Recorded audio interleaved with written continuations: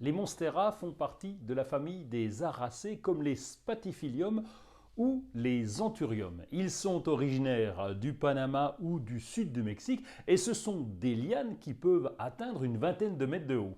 Ces lianes produisent des racines aériennes qui renforcent l'accrochage de la plante sur son support et qui peuvent aussi rejoindre le sol pour s'y replanter.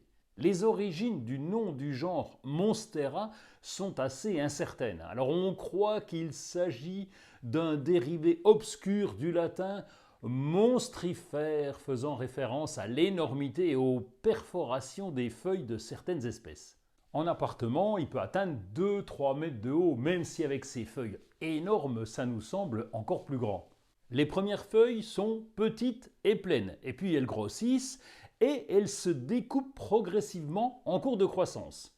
Les feuilles sont très grandes, jusqu'à 1 mètre de long. Plus la plante vieillit et plus les feuilles se parent de larges perforations, ce qui lui a valu le nom de plante gruyère. Imaginez cette plante venue des forêts tropicales là-bas, c'est la bagarre pour avoir de la lumière. Et la lumière est capitale pour les plantes. Sans lumière, les plantes ne pourraient pas produire de photosynthèse et elles cesseraient de vivre.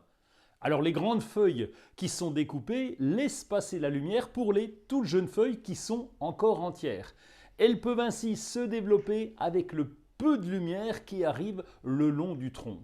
On confond souvent le philodendron et le monstera, qu'on appelle d'ailleurs faux philodendron. Alors on peut même trouver des plantes appelées philodendron monstera, donc pas facile de s'y retrouver. Bon, c'est un peu normal puisque monstera ressemble vraiment comme deux gouttes d'eau au philodendron. Bon, en botanique, c'est toutefois un genre à part dont l'espèce la plus fréquente est notre Monstera deliciosa, le faux philodendron. C'est souvent elle que vous trouverez dans les jardineries ou chez les fleuristes. Quoi qu'il en soit, philo ou même monstera, tant pis, n'hésitez pas à l'installer chez vous parce que c'est vraiment une plante intéressante.